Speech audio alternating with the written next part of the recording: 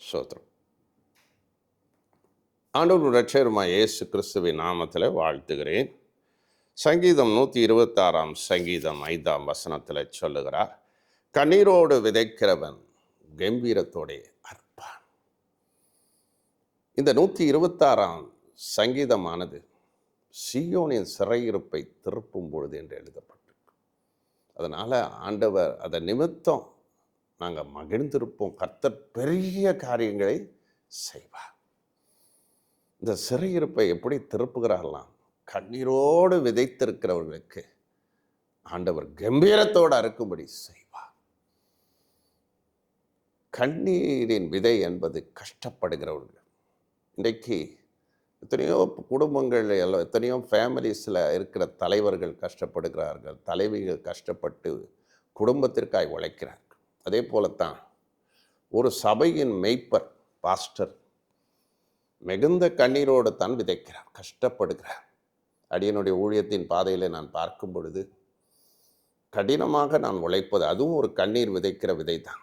கஷ்டப்படுகிற ஒரு வாழ்க்கை. கஷ்டப்படாமல் எந்த விதையும் பலன் கொடுக்க முடியாது. இந்த மாதம் பலன் கொடுக்கிற மாதம்.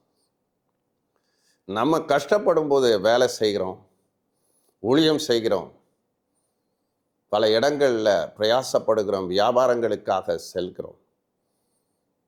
ஆனால் நம்ம கஷ்டப்படும் போது அதற்கேற்ற பலன்களை நாம் அனுபவிப்போம். ஈசாக்கு விதைச்சதை தான் ஆண்டவர் என்ன பண்ணார்? 100% ஆசீர்வதிச்சார்.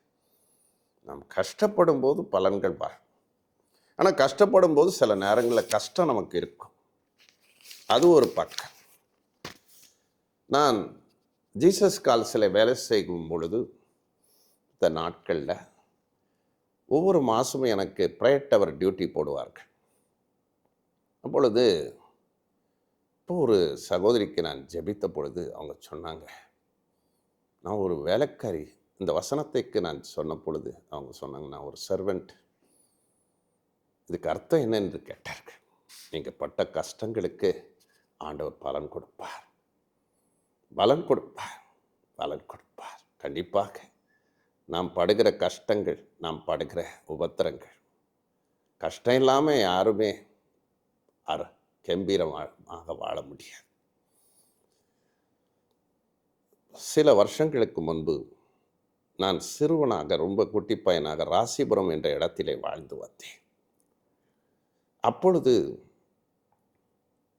அந்த இடத்திலே ஒரு என்னை பார்த்து கவனிக்கிறதுக்கு ஒரு அம்மா இருந்தாங்க. அவங்கெல்லாம் என்னை பார்த்துக்குவாங்க. எங்கள் வீட்டில் வேலைக்காரராக இருந்தாங்க. ஆனால் எங்கள் அம்மா அவங்களுக்கு இயேசுவை பற்றி சொன்னார்கள்.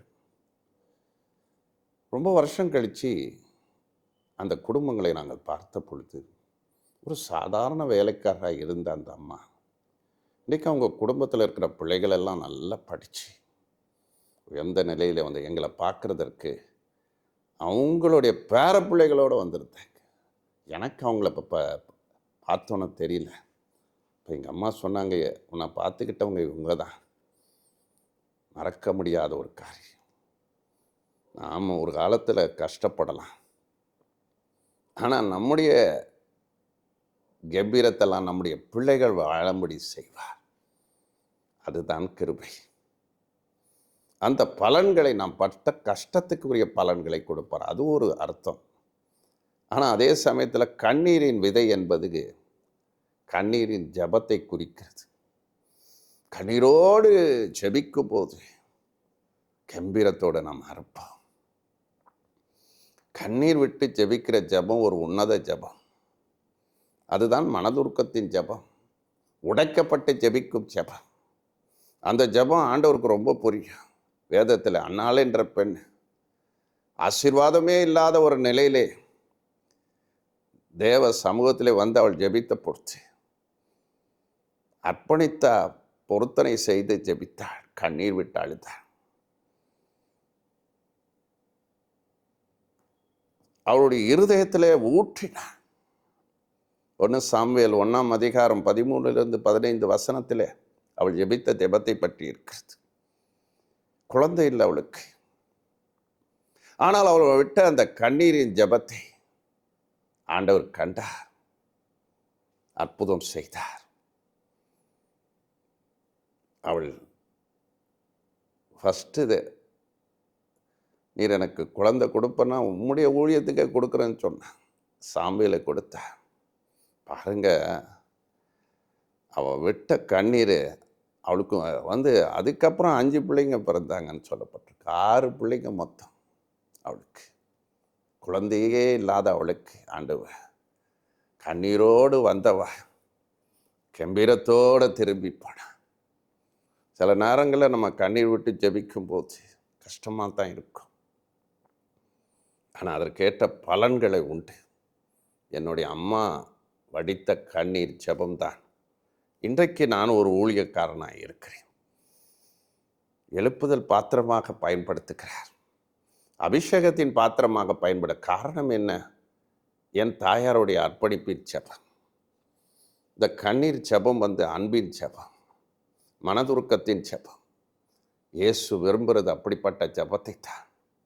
கண்ணீரோடு விதைக்கிற கம்பீரத்தோட அற்பா. கண்ணீரோடு ஜெபித்து பாருங்கள். உங்கள் பிள்ளைகளுக்காக, உங்கள் குடும்பத்திற்காக ஜெபித்து பாருங்கள். சபைக்காக ஜெபிங்கள். ஊழியக்காரர்களாக இருந்தால் ஒவ்வொரு ஆத்துமாக்களுக்காக கண்ணீர் விட்டாளுக்கு. ஆத்துமாக்கள் இல்லையா, எழுப்புதல் அடையலையா? ஒரு மிஷினரிக்கு தேவன் பேசினார், கண்ணீர் விட்டாள் என்று. அன்று நாள் முதற்கொண்டு அவருடைய ஊழியம் திரும்பியது.